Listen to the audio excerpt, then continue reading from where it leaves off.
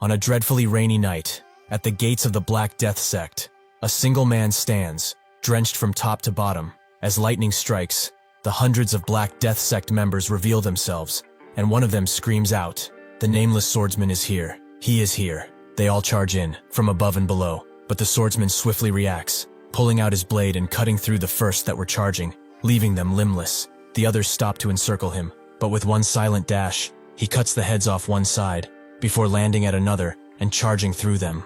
A bulkier man than most charges at him from behind with his spear, thinking that he finally got him, but the swordsman needn't even look at him, as he dashes through his very essence and splits his cranium in half, revealing his brain. The rain covers the sound of screams and wails, and eventually, the swordsman is done. Only death lies on the ground. Further into the sect, the Black Death Master awaits him, an old man, wiser than most. The Nameless Swordsman approaches him silently, the old man looking at him sternly as he says nothing. He wonders if he is a swordsman of justice, as he is described, but why is he wrapped up that tightly? The Nameless Swordsman says he was never about justice. It confuses the man. Why did he hunt and kill even the last remnants of the unorthodox faction? The Nameless Swordsman reveals his true colors. He is no righteous swordsman, but a demon made flesh. The Death Sect leader laughs. He must admit, he has deceived everyone well. The Nameless Swordsman notes he deceived nobody. They simply believed what they wanted and he let them. The old man finds him quite interesting. Even if he must cross the river of death, he won't leave with any regrets. He should be wasting his time. Whether he is a nameless swordsman or not, he is here to do one job: kill him. The Nameless Swordsman pulses a violent red, as the old man's blade glows a more stable blue, and as soon as another drop of water falls on the ground between them, they charge at each other. The rain becomes more violent because of the wind, and as it continues pouring, the Nameless Swordsman is the only one leaving the once great Black Death sect. Some time passes, and in a mountain where the blossoms fall year-round, where blood has been spilt, a combination of a bunch of sects has gathered at the gates of another sect. One of them wonders if this is truly the Manhwa sect. The monk begins to pray for their souls, and another believes that this is the work of a demon, who dared to drench this beautiful mountain in blood. That's when they see someone approaching them. It's a member of the Manhwa sect, his blade broken, his clothes in tatters, claiming that the sect was wiped out. The people are glad to see him, but before he says the next part, they are wiped out by just one man. Suddenly, the last member of the Hwa sect is annihilated, his hands and feet flying in the air, the blast creating enough force to blind the others. One of them demands that the attacker show himself at once, and he does so slowly. He recognizes every sect here: the Shaolin, Wudang, Qingcheng, and Namgung. They have gathered in quite a crowd, it seems. The Wudang leader demands silence, and also to know his identity, and why he has committed such a grave sin. The Nameless Swordsman came here because people said Mount Hua was the strongest sect there was, but well, that turned out to be just rumors. The other sect leaders recognize the head of the Mount Hua sect, and the swordsman guesses that since they all came together, they must be at least stronger than the Mount Hua sect, right? The Wudang leader tells him to shut it. Here and now, they will drag his soul to hell, and the souls of Mount Hua will find their rest after his death. They all charge in, using different advanced techniques, but the swordsman just smiles, as this place really is fun. It turns out this is just a man playing a VR game. He takes it off shortly though, as it seems that an attack from that many people is still too much after all. He is playing Murim online, a recently developed virtual reality game, known for its gore and extreme violence. And though it's flooded with complaints, demanding it be shut down, there's no other game like it. He turns on the TV, thinking that he has to be more discreet next time. The news blares about one Mr. No of Data Corporation having gone missing since morning, and as the man thinks, he hears a cry for help, a pleading. He completely forgot that he had guests. He picks up the sledgehammer that was by his side, and the one who was crying, Mr. No himself, pleads to be helped. The man asks if he really wants his help, and No doesn't know why he kidnapped him, but he really did nothing. The man drops a bunch of pictures down next to him, revealing that he is a piece of trash who is irredeemable. If he really did nothing wrong, then he wouldn't have been here. No says that he's repenting, so why is he not sparing him? The man grabs his head, as this phrase he keeps repeating, is it not getting a little old at this point? As he raises his sledgehammer to finish him, No charges at him, pushing him away before getting out of his restraints. He picks up the sledgehammer and says that he's as good as dead, making the man smile, just like he does in the game. No charges in, but he dodges and strikes his side with so much force that it almost sends him hurling. But he's not done yet. He kicks his face in, causing the fat ass to land on his back. He tries to crawl away toward the door, not wanting to die despite all the suffering that he caused. Most humans act like herbivores, and among the carnivore majority, they attack, hunt, and devour those weaker than themselves. As for him, well, he is the apex, the one who hunts those carnivores. No completely freaks out, demanding that he not come closer, that he stay away. Suddenly the door bursts open, and an entire army of policemen charges in, demanding he freeze. The main detective calls out Dong Bong-soo and explains that, on suspicion of kidnapping, false imprisonment, and murder, he is now under arrest. Bong-soo wonders how the cops found this place, and the detective tells him to freeze, as these are live rounds in his gun. Looking at this situation, Bong-soo thinks it's similar to the one in the game. He asks if he's aware that this man killed a total of 6 women, tortured them, took pictures while doing it, and then killed them. The corpses behind him are all the same, most of them murderers, or worse. These men are with less than animals. They are carnivores that hunt people for sport, and he is the one who hunts them. Does he not get it? The one he should be shooting isn't him, but this fat bastard behind him. The detective wonders what he should do then, because all he sees now is a psycho who kidnaps and kills people. Bong-soo laughs. He thought talking to a cop wouldn't amount to anything, and he was right. He suddenly swings his sledgehammer backwards, and the detective demands he stop. But Bong-soo completely shatters No's head, just as the detective shoots. Bong-soo knows he's dead, but if he gets another chance at life, he hopes it's filled with beasts he can kill as much as he wants. A place like that Murim game. As the bullet penetrates his skull, Bong-soo's entire being recalls his memories, his dying wish, and suddenly, he wakes up shocked, as he was definitely shot. An older, plainly dressed man is over him. He was certain he died, but he's alive? Bong-soo just looks at him, causing the fat man to grab him and ask if he knows what a pain it was to drag his ass here from the marketplace. Maybe he should really kill him, but well, he will let him live until tomorrow. Bong-soo's instincts kick in. He picks up a rock and tries to go over to the fat man, but his entire body aches, like one giant nerve. As he falls, he sees his arm, and feeling himself, he realizes that this body is not his. He wonders what these gashes on him are, but as he looks outside, he realizes what this place is. The name.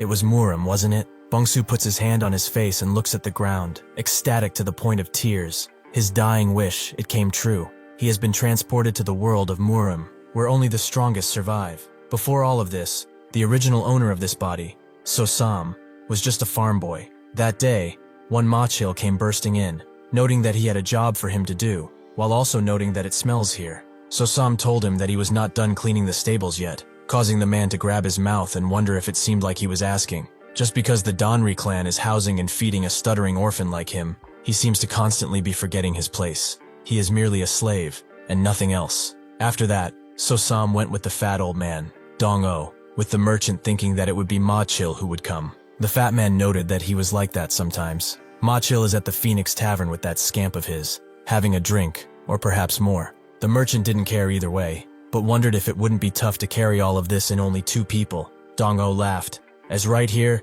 he has a perfectly good carry horse to use. So-sam coughed as he tried to recover from the punch, and Dong-o asked what he was doing. He should get to carrying those weapons. That's when Dong-o also realized he had plans at the tavern, so unfortunately, he will have to do all of the heavy lifting today, so he should work hard. The merchant pitied So-sam, but there was nothing he nor So-sam could do. With that, he got to work on himself, carrying all of the blades in a barely sewn together tarp, which eventually came apart because of the blades, forcing So-sam to carry it like a dog. The merchant congratulated him, but he should really be resting now, as he looks like someone who is on the verge of death. So-sam, who was completely exhausted, both physically and mentally, said he was fine. As he walked, he wondered if he truly wanted to continue this pathetic life of his. Unfortunately, he accidentally bumped into a larger man, and before he could even apologize, the man punched him squarely in the face and began beating him down. So-sam, in his last moments, wondered where it all went wrong. Was it when his family died in the typhoon, and he was the only survivor? Was it when he knocked on Danri's family gates just to survive? Perhaps it all went wrong the moment he was even born in a place like this. Bong-soo wakes up, body still sore from the beating, and makes his way toward the water the horses were drinking. So-sam was the name of this kid. He had a really shitly life. This seems to be the stable from those memories. In that case, So-sam really got beaten to death back then, and he has entered his body. Besides that though, he should be focused on this thing next to him, the status window from Murim Online. As he walks with a bowl of gruel in his hand, Ma-chil wonders why he's the one who has to do work like this. Is he the only one in the entire clan who can clean up that bastard's mess? It's his fault, as he should have gone straight to the stables after work and not walk around foolishly. It was just his luck to run into Peng Dorang, a guy famous for his rotten temper and violent nature. He damns his fate for having to clean up after such a pathetic little worm.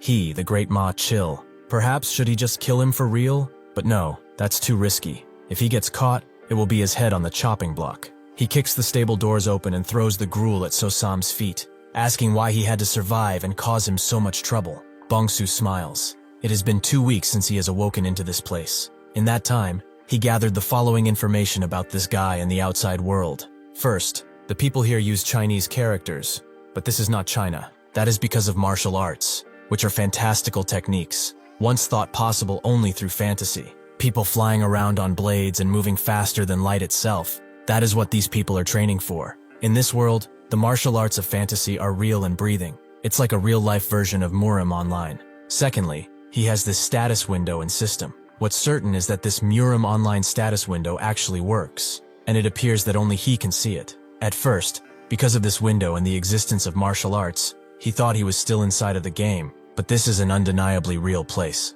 The people of this world have their own emotions, and they move as if they are alive, like any living organism would. This brings a question though. Is he a human or a player? As he closes the status window, Dong-o comes, noting that it seems he is living the good life here, while some of them got a major chewing out and even got punishment because of a certain idiot. He's been waiting for this, hasn't he? Suddenly, Bong-su rises to his feet and finishes the remaining gruel he had in his bowl. Dong-o believes this is disrespect, but as he goes to slap him, Bong-su breaks the bowl, creating a sharp shard that he lodges directly into the fat bastard's neck. He has claimed his first kill in this world, and tells him that the kid he once knew, a pathetic worm, died long ago. Dong-o tries to resist, but Bong-su just raises the shard in his other hand and begins to cut into his flesh again and again, making his pig blood spray out again and again widely, creating a shower of red. Bong-su feels the warm sensation on his skin. It does not matter if he is a human or a player at this point, just as he thought. This place is reality,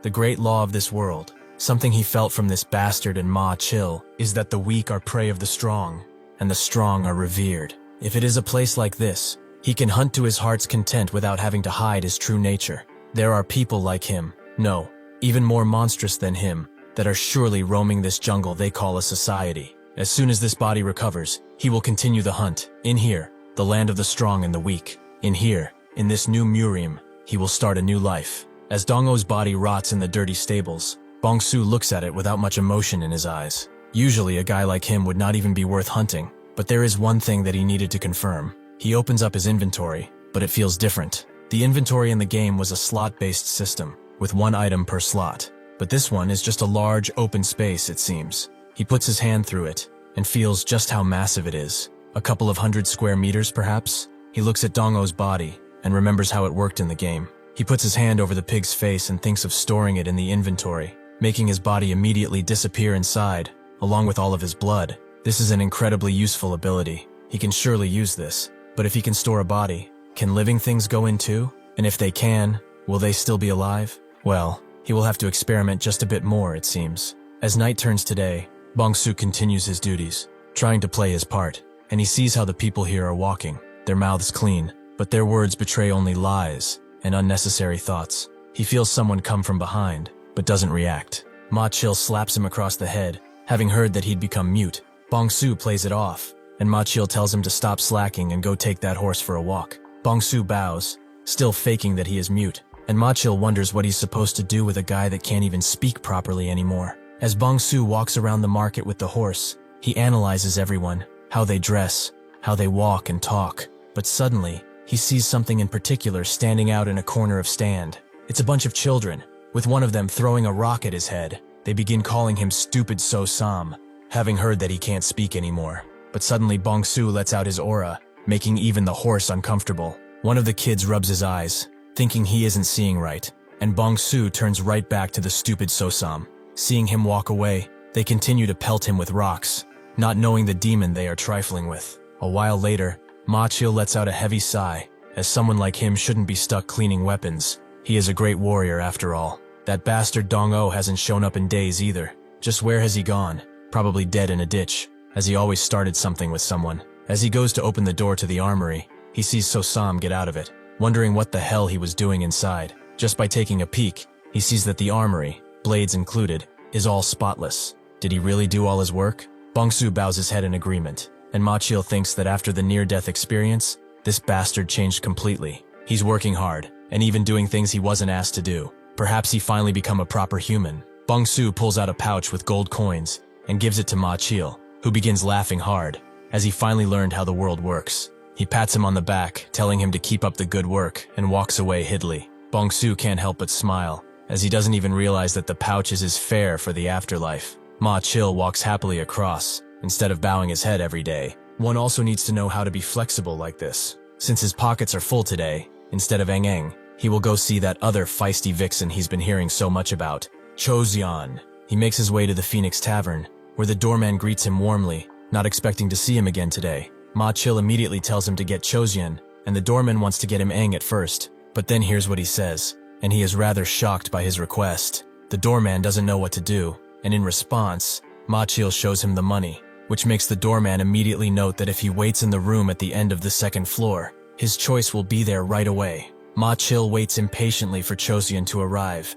and eventually she does, making him think that Eng cannot even compare to her beauty. She crouches down and pours him a drink, and as he enjoys her company, a familiar eye appears in the cracks of the walls. It seems that somehow, Bong-soo has made his way into the walls themselves. As Ma-chil left, the doorman thought that he just had to pick a girl that is young enough to be his daughter. But well, money is money after all. Suddenly another customer came, whom he recognized as So-sam. He heard he was mute too, but does he even know where he is? He tells him to get lost. But suddenly, Bong-soo produced a bag of coins and asked for Eng. Seeing that the money he produced is real, he tells him to wait in a room, as he will bring her right away. Unfortunately for him, Bong-soo is not here for those kinds of affairs. As Ma-chil dresses up, he looks at the exhausted Cho-seon and thinks that he still has it. But that's when Bong-soo's hands make their way around his neck, and using his tied bandages, he begins to choke him out. He tries to fight back, pushing downward as hard as he can, and he does fall on Bong-soo, but he continues choking him.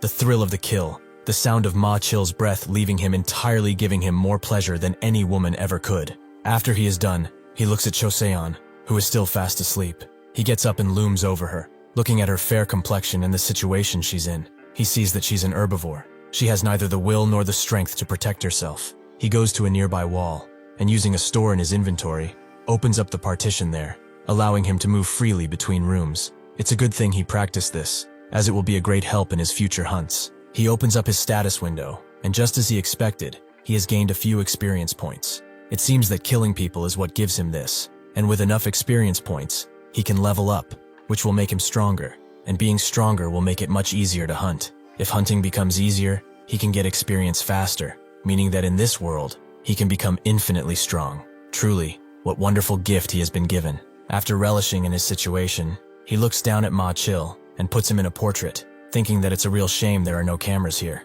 Outside of the rooms, Eng finally arrives, tired from all the running she did to get here. The doorman asks what took her so long. She should hurry up and go inside. The customer may be mute, but his money sure as hell isn't. She immediately does so, apologizing for making him wait so little. And now the doorman moves on to more pressing matters, as Ma-chil hasn't come outside yet. Are they trying for a child in there? He clears his throat and gently knocks on the door, noting that a lot of time has passed, so they should both come out, as they need some rest. Seeing that nobody is answering, the doorman thinks that they are willingly ignoring him, and just as he is about to storm in, angry as all hell, he hears a blood-curdling scream coming from inside. He opens the door immediately, seeing Cho-seon in a state of shock, and above her, something that makes him fall on his fat ass, the lifeless body of Ma-chil, whose corpse has been strung up.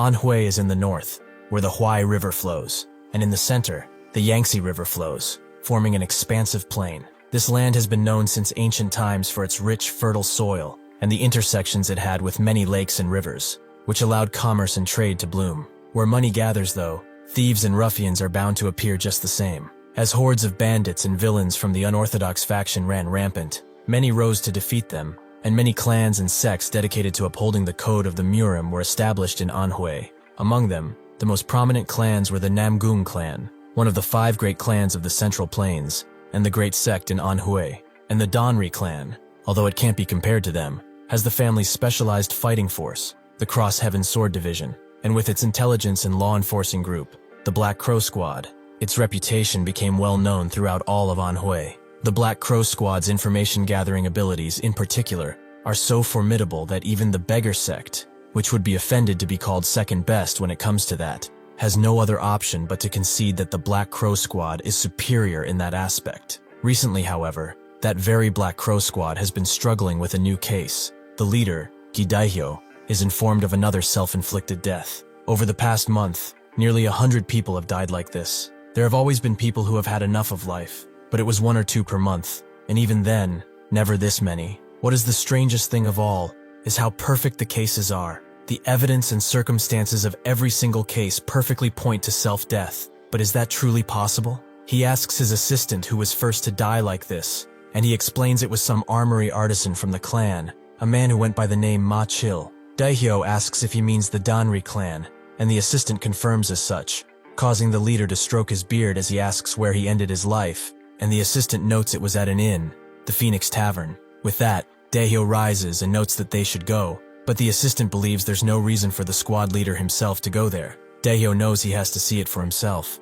and after they arrive, the doorman takes them to the room where it all transpired. He explains that Choseon found Ma Chil hanging from the rafters, just after she was done with him. Daihyo wonders, if all of these deaths are actually an elaborate string of murders, how did the culprit get into this room and kill this man? He opens the door and searches every nook and cranny, but there's no way for a culprit to enter unseen. However, he knows how these places are built. If these logs that act as walls are removed, it would provide a free passage. The problem is that they have never been removed. He asks the doorman if there is any way to remove these logs without removing the roof, and he immediately denies such claims. These logs are set in grooves in the ceiling and floor beams. It's impossible to pull them out without ripping them apart or taking out the beams first. Daihyo is beginning to doubt if this was really murder, and asks if there was anyone in the room next door to them. The doorman confirms as such that the guest probably arrived around the same time as Ma Chil. It was So-sam, of the Danri clan. As Bong-su walks around with the horse, he looks at his stats.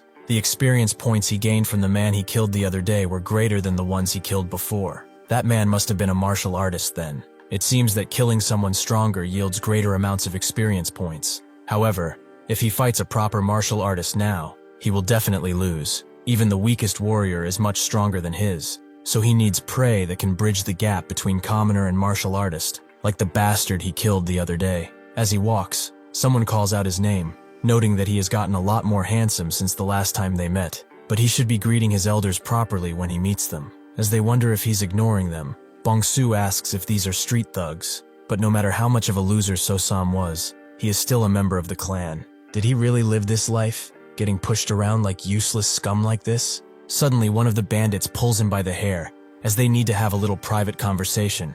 As he is getting pulled, Bong-su wonders if he could kill them here, and make it look like suicide. If he puts the bodies in his inventory and dumps them elsewhere, perhaps then, but no. If he makes a scene, there's a risk of being discovered. It's not like he will get much experience from doing that anyway, so he will take a beating and get rid of them later. Just as the bandit is about to pummel him for getting so plump and pretty, someone comes from behind and tells them to stop, as he did tell them to bring him in nicely. Did they not? The bandits immediately fear the sight of Jang-ho, who goes to Bong-su's horse and notes that it's quite a fine beast. Their dark society leader is a man who is crazy about horses, so he was thinking of presenting this horse as a gift. What does he think? Seeing his blatant killing intent, Bong-su guesses his goal is to kill him and take the horse. Unfortunately for him, he chose the wrong person to consider prey. Jang-ho closes in on him, noting that even with him thinking about it for so long, he does not ask for anything twice. Bong-su asks why he doesn't just kill him then, and as the bandits are surprised by his talking, Bong-su puts his hand in front and activates inventory, causing a blade to come out and stick into Jang-ho's neck without him being able to do anything. Suddenly, the scene explodes with a violent energy, as Bong-su has leveled up. He begins approaching the bandits, his aura having increased 100-fold, and the bandits know they have no chance of running, so they will all charge at this demon and kill him. Unfortunately, it doesn't take long for the last bandit to run away in fear throughout the alley, wondering what the hell that thing even is. Just as he's about to reach the street, his foot flies off, but he cannot die here. Like a total loser, a human money printer, they would all laugh at him and beat him up as he handed over the cash. He was just trying to do a favor and make some easy money. Bong-su kicks him unconscious and begins dragging him back in the dark alley, where the sun and the good of the world never shine. Eventually, the man wakes up with a loud gasp, asking why the demon is here. He knows he messed up by saying that, and Bong-su puts a blade to his neck, asking who the guy who got cocky was. The bandit asks if he's talking about Jang Ho, and Bong-su confirms as such. He said he was from somewhere. The bandit confirms that he's from the Black Society. They are one of the evil sects that rule the black alleys of Bongyang. Jang Ho was an executive in that place. Bong-su understands, but he mentioned a leader, didn't he? The bandit rapidly explains that the leader of the Black Society is called Bang Po Yom. It was that bastard who ordered Jang Ho to kill him and steal his horse. Bong-su understands that these wicked sects and the Black Society have a hierarchy and a boss. It's basically like the organized crime syndicates of this world. Bong-su tells him he did a good thing, but if he continues telling him everything he knows about the wicked sects and Black Society, he might just let him live. The bandit is very glad to hear this, but naturally, after explaining everything, Bong-su kills him and puts him in the inventory. That was the last of them, so he sits down to analyze all of the important information he learned today. The wicked sects, he was looking for some leveling fodder somewhere between commoner and martial artist, and he just happened to stumble on the perfect targets.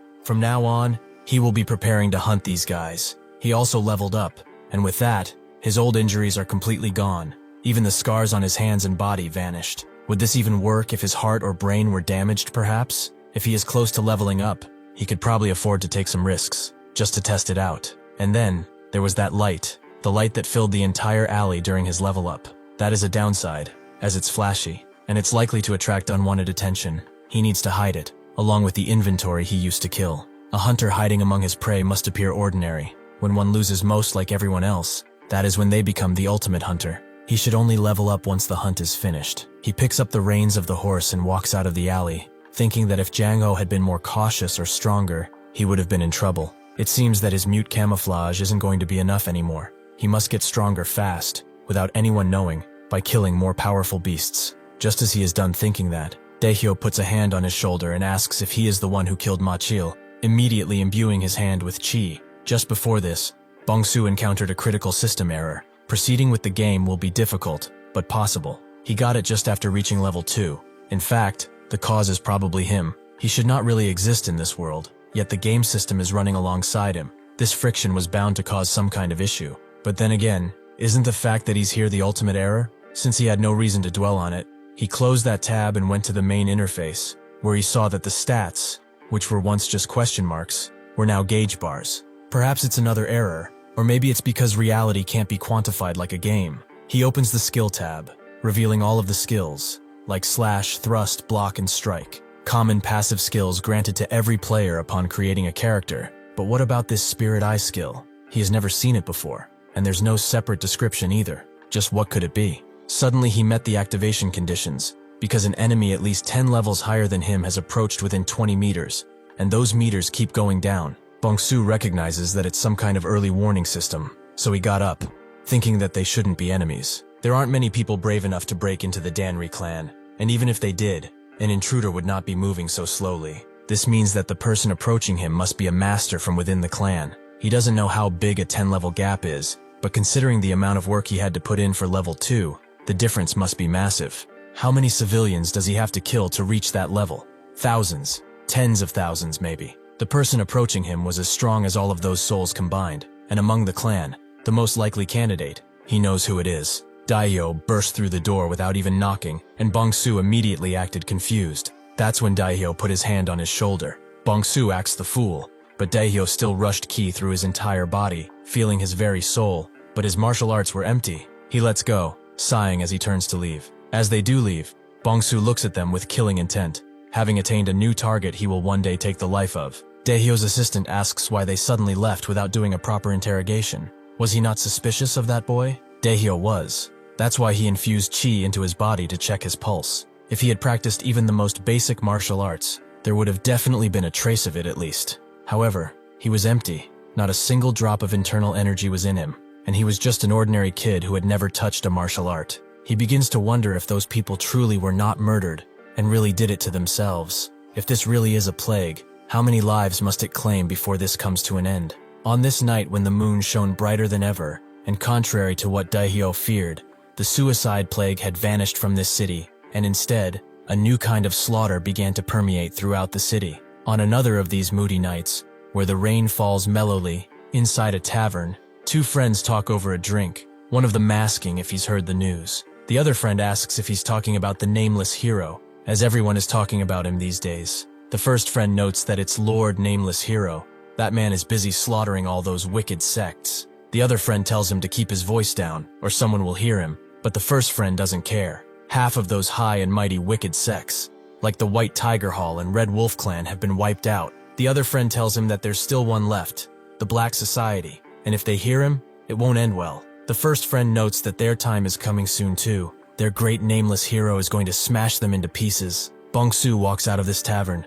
having heard the ramblings of this drunken man, but it does not matter to him. He makes his way through the gloomy night, right in front of his next slaughter. The guard positioned at the gate is having a bit of a snooze, but his supervisor silently approaches and knocks him on the back of the head, asking if he really is sleeping. He should get it together, as he doesn't know the nameless hero is on a rampage as they speak. He's already wiped out 3 of their rival sects. They are the only ones left. Hearing him not answering, the supervisor gets mad and goes for another slap. But the guard is already beheaded, his blood painting the wet ground. The supervisor sheepishly tries to draw out his blade, but he knows that it's too late, and his head slowly falls to the same level as the guard he just berated. Bong-su looks at them for a bit before opening the gates, walking in without worry. Suddenly, though, a flurry of arrows appears, and he dodges, seeing that the entire sect is waiting for him. One of them notes that they knew he should show up in the night, just like the rat he is. They all stand still for a moment, even the rain seemingly stopping as both sides prepare to strike. As soon as it thunders again, the sect attacks all at once, jumping on Bong-su from all sides, but his blade suddenly becomes as red as the blood of his enemies. As he activates the sweeping of 1,000 armies, he unleashes a slash so wide that he takes down a few dozen men at once, before continuing his rampage through their ranks. The warriors look back at one of their stronger warriors for support, who charges in with his mighty spear, vowing to take his head. But Bong-su grabs a lower-ranked warrior and smashes him into the higher-ranked one, before piercing both of them with his thundering blade. Seeing him focused on unleashing as much pain as possible, a mighty warrior comes from behind, charging in with another spear, but Bong-su just looks at him, not even removing his blade as he uses inventory, cutting the man's cranium in 2. As Bong-su is distracted by watching this man die, another comes and actually manages to pierce him, making Bong-su fall back on the ground. He finally got a hit on him. He was carving up his boys like he was carving through bread, so he thought he was some kind of malevolent beast. But after all, he is just a human, isn't he? A human whom they can kill, as they have done thousands of times. Instead of despairing or pleading for help, Bong-su removes the sword fragment stuck in him, and also takes off his hat. The leader is confused now, and a little afraid, as he shouldn't be laughing. Bong-su charges in with much more fervor than before, as things become much more fun when his life is on the line. As the screaming slowly but surely dies down, one of the weaker, cowardly warriors who is outside of the sect wonders if they are all going to die to just one guy. They were just shaking some people down for change, did a bit of human trafficking, sold some girls and booze, and only killed people that were considered less than by everyone. He damns it all. There are so many people worse than them in this world. But why did this happen to them? Just because the others are strong and they are easy targets? He knows that he has to kill him right here and now. This back path he's hiding in, it leads directly to the leader's estate, the Paradise Manor. All they have to do now is wait for him, as they have the advantage in the dark. As soon as they see someone appear from the sect, he screams out to fire, and hundreds of arrows fly in the direction of what they saw. They wonder if he really is dead, but suddenly, all of the shooters behind the cowardly man die immediately, one after another, painting the floors with blood. Seeing this, his body subconsciously draws his blade, and asks if he's the nameless hero. Just what does he want from them? What did they do to him that was so wrong? Bong-su doesn't answer. Instead, he just looks at him just as a wolf would look at a lamb. The man can barely let out a few more words as Bong-su cuts off his head. After all, the only thing he yearns for is their lives. He has left the entire sect in shatters. Their bodies are the only thing remaining, and the leader of the Black Snake sect, Bang Po Yom. First, he went after the White Tiger unit. While he did level up thanks to killing Jang Ho, he was still weak compared to the Black faction members, so he decided to lure, ambush, and even set them on fire. Those were just a few methods he preferred. By the time the White Tiger Unity leader became alarmed by the situation, more than half of his men were already dead. In the process, the officials and townspeople gave him and his killing spree the title of the Nameless Righteous Swordsman. After obtaining this new mask in the shape of a title, it became even easier to dispose of the unorthodox factions. When he killed the White Tiger unit leader, he reached level 5, and also gained his first active skill, Qinggong, and the Three Forces sword art. He was very happy, as finally he was able to face the Black faction members in a confrontation. Around the same time, children started playing games mimicking the nameless righteous swordsman, and the Red Wolf Gate was erased from this world too. The only unorthodox faction still standing in Bongyang was the Black Society. The Black Society leader sits in his estate, having heard all of the commotion, but he refuses to get up. Bongsu appears in front of him just as thunder strikes, and he asks if he's the nameless swordsman who slaughtered his men. Bongsu says nothing, and Yom notes that for a swordsman of justice, he is wrapped pretty tightly, isn't he? Bongsu tells him he isn't one, making Yom wonder, why did he hunt and kill the unorthodox factions then? However, seeing his expression, that of a true hunter, he laughs, as he really deceived all of them. Bongsu states that he deceived nobody. They simply believed what they wanted to. Yom slowly picks up his blade and notes that he is the most interesting man he has met. Even if he has to cross the river of death today, he will not leave with many regrets. What is he waiting for then? Righteous swordsman or not, he has still come here to kill him all the same. Yom's wise and cultivated blue aura and Bongsu's wild and murderous aura clash, and as a drop of rain falls between them, they both charge in, clashing their blades with much fervor. Bongsu tries to push through, but Yom's wise technique allows him to give him a shallow cut, before Bongsu takes control again and puts his blade to the ground. However, Yom sees this as an opening. He swings widely. Bongsu thinks that the blade is too short and won't reach, but he is actually struck, forcing him to twist his body around and fall back, so that his arm doesn't get completely cut off. Even so, his wound bleeds a lot more than any normal wound would, and as Yom previously thought, his body is not in perfect condition. He rushes in again, clashing his blade in Bongsu's with increased confidence, who notices that he's only targeting his injuries. At this rate, he will definitely lose. So even if he has to sacrifice his flesh, he has to win. Yom sees him thinking, and asks what is riddling his mind in the midst of this fight, and Bongsu rushes in with the Three Forces sword art. But this is exactly what Yom was waiting for all this time. He suddenly reveals a whip sword that completely encircles Bongsu's hand, and before he can react, cuts it off. That seems to have been quite effective. Indeed, it's his first time facing a whip, isn't it? Bongsu, however, doesn't give up. He kicks Yom in the gut using Qinggong, making the old man crash into his home. Unfortunately, this isn't over, as right in front of Bongsu's eyes, thousands of snakes appear in the air, combining into something of incredible proportions, a serpent made entirely of qi. Yom cannot lie. He finds it peculiar, as he does not hesitate to use his own body as bait. That is not the way of a martial artist. Not at all. It is the way of an assassin, or a hunter. Does he know, in a life or death situation with a martial artist, that the more one has hidden, the more advantageous one is? He had more hidden, and he has way less. That is why he will now lose.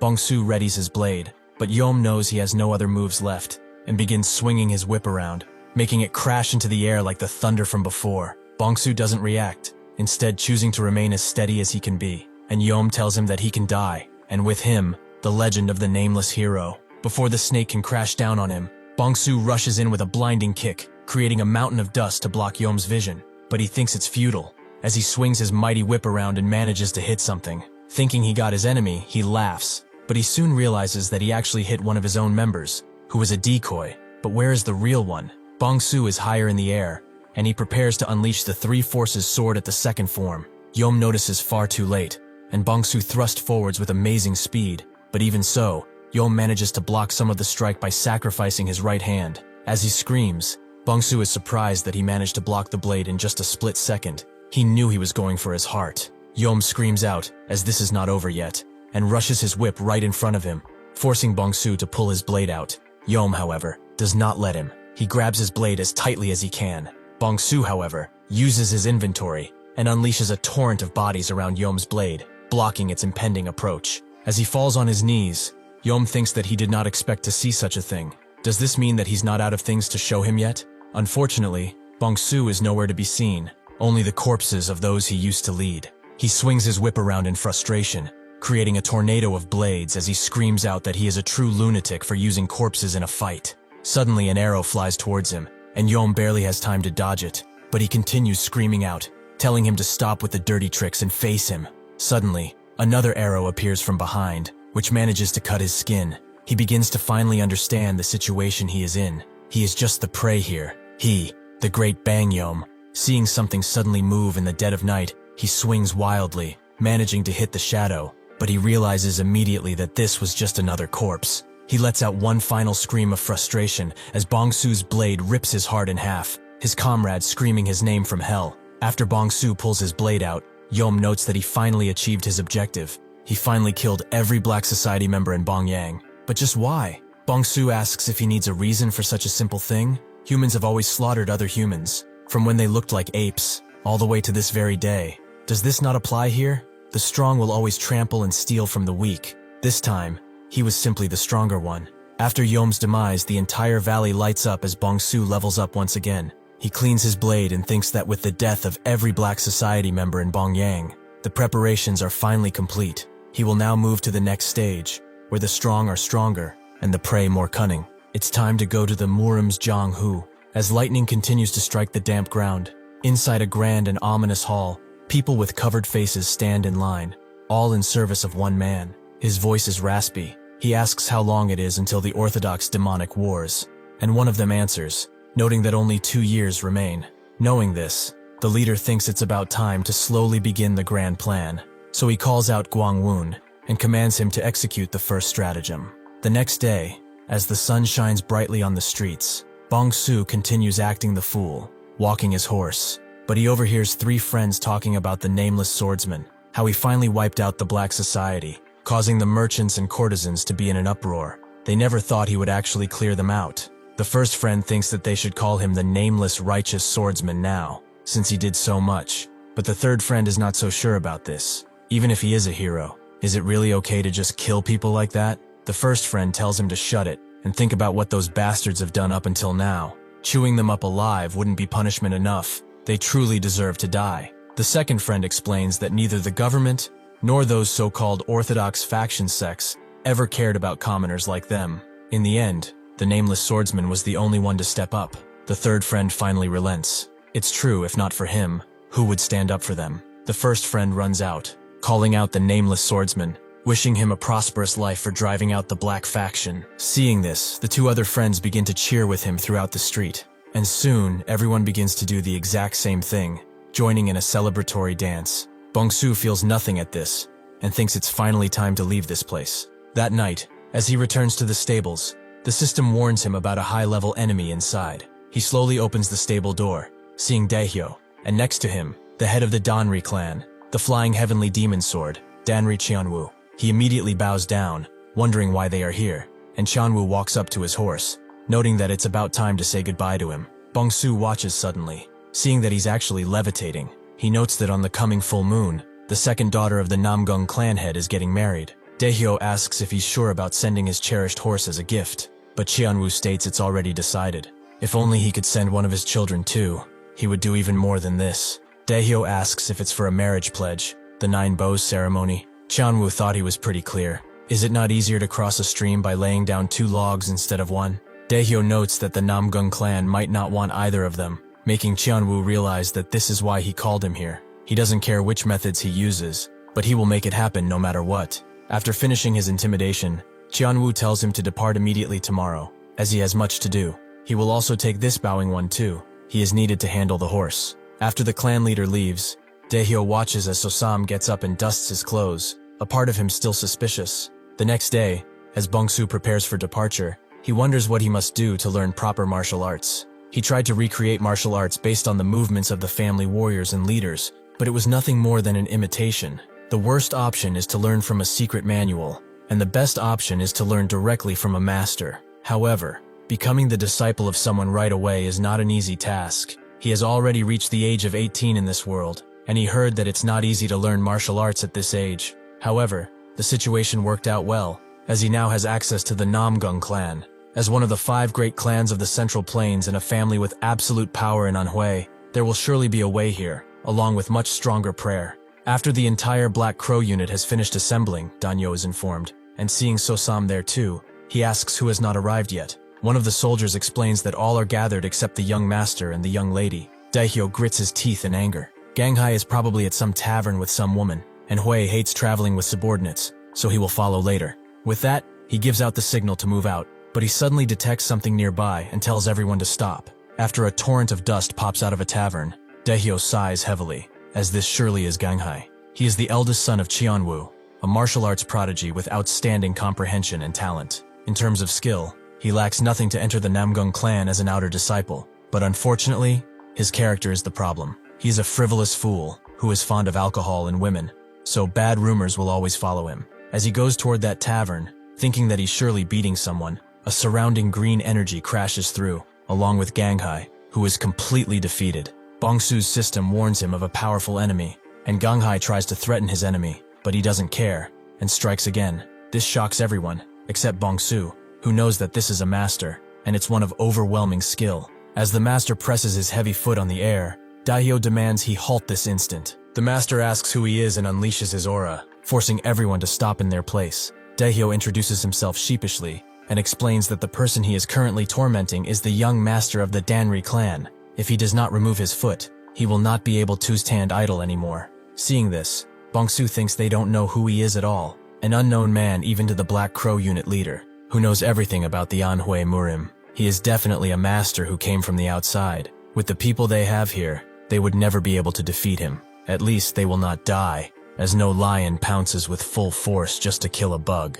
The master cleans his ear and asks what the Danri clan is. Perhaps something sweet to eat. Daihyo will not take this insult to their clan, but the master truly does not know. Is this Danri clan of theirs something sweet, or perhaps something he should trample on? Daihyo has had enough. He raises his blade forward and commands his men to charge in to save their young master. The foolish men do just that, but the master does not move. He instead unleashes a flick so mighty that it crashes through everyone's mind. And as soon as he is hit, Daihyo realizes this is the soul chasing the lying butterfly. Daihyo now knows who he is, and the master is impressed that his eyes are not completely useless. The old man standing before him is none other than the soul-chasing poison hand, Tang Wu. The 20 strongest people in Murim are the 2 gods, the 3 monsters, the 5 pinnacles, and the 10 greats. The supreme master of the Sichuan Tang clan, and one of the 10 greats, is the soul-chasing poison hand, Tang Wu. For those who have offended him, when they become spirits, they cannot escape his poison, even after death. He is one of the top 20 masters of the Murim. That scoundrel of the Danri clan has caused a big incident. If he has offended someone of Tang Wu's stature, depending on the circumstances, this might be the Danri clan's end. As he wonders how this will end, a jade beauty comes out of the tavern, calling Wu grandpa, tells him to let it go. They are country folk who do not know better after all. Hearing this, Wu's expression immediately changes, and he notes that this should be enough for him to realize how vast the world is. But to think, a descendant of the Orthodox faction, drinking and causing a scene first thing in the morning. With his temper, he would want to take at least a hand, but he cannot bring himself to be so cruel. When he wakes up, they should tell him that if he keeps hitting on random women, he won't live out his natural lifespan. Daihyo, who is still awake, nods and thanks him for his mercy. With that, Wu takes out all of his poison and thinks that they should go, but suddenly, his eyes lock in on Bongsu, whose eyes are completely void of any emotion.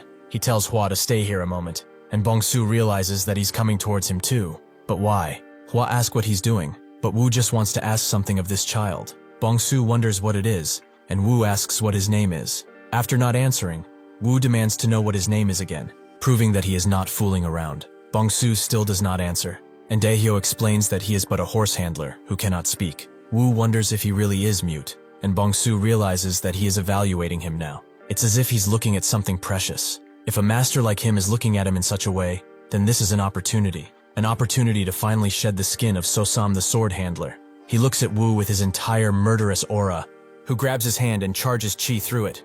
Laughing as he does, he swiftly turns to Daihyo and asks if they are on their way to the Namgung clan. Daihyo confirms as much, and Wu asks in return what this child does. Daihyo explains he is but a sword handler managing the Fergana horse they are giving as a gift. Wu thinks it would be fine to take him then, but then Daihyo notes that nobody would be able to control that horse. Wu thinks that they just need to transport the horse to the Namgung clan. After that, he will take the child. He will speak with Namgung himself. If necessary, he will write a letter to the clan head, along with payment. Is that not sufficient? Daihyo tries to reason with him, but seeing his eyes locked on his expression, notes that they were intending to give him to the Namgung clan along with the horse, so he should take him. Wu laughs as he notes that he's pleased, and tells them to follow. Daihyo almost squishes his brain out in frustration, and tells the men to send the young master to a physician, while the rest of them will move out. Between all of them, this has truly turned into a strange situation. but one filled with opportunity.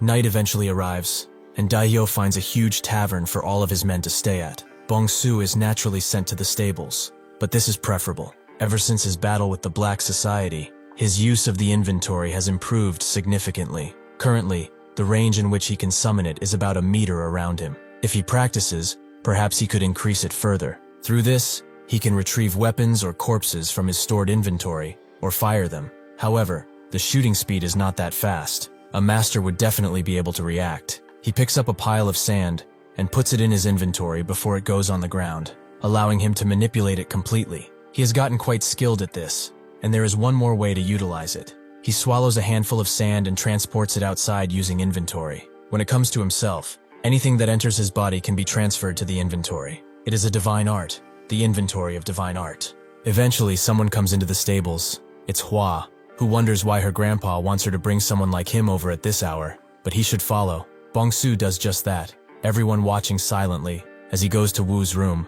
After entering, Wu tells him to go up to the platform and sit cross-legged. Bong-su does just that, and Wu tells him to strip absolutely everything. Bong-su does so without hesitation, and Wu thinks it's good. His body structure is not bad. He takes out something from his clothes, the Dragon Phoenix golden needles. Hua asks what he is trying to do, but he simply slams the box down and asks Bong-su if he knows the saying, Jiulhua Weiji. It means that an orange grown in Huainan turns into a trifoliate orange when planted in the north. Bong-su understands, if Huainan is the Danri clan, then Huaibei is the Tang clan, and if the orange is Sosam, then the triofoliate orange. Wu explains that from this moment forth, he will perform a great ritual on him. It will be extremely painful, probably enough to make him think that death is a better alternative, but if he survives, it will give him something beyond that, and also cure his muteness. Will he do it? Bong-su is amazed, but Hua stops him, as he can't just decide on such a grave matter without consulting the elders. Wu tells her something,